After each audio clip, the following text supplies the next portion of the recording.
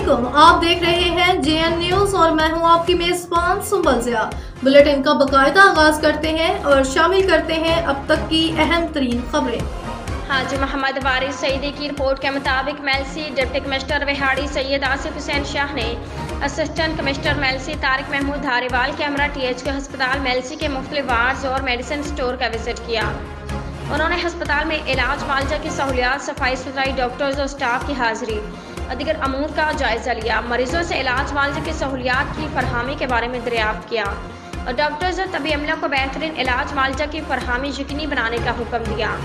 Deputy commissioner Vehari Syed Asif Hussain Shah ने इस मौका पर कहा कि वज़ीर आला पंजाब मरियम नवाज शरीफ के विजन के मुताबिक आवाम को मायारी इलाज मुआवजा की फरहमी अवलिन तरजीह है।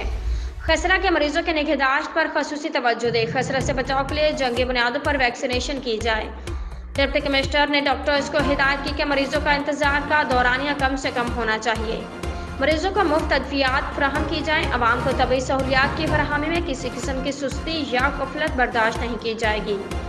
डिप्टी कमिश्नर ने अद्वियात स्टोर के विजिट के दौरान अद्वियात की दस्तयाबी फरहमी का जायजा लिया।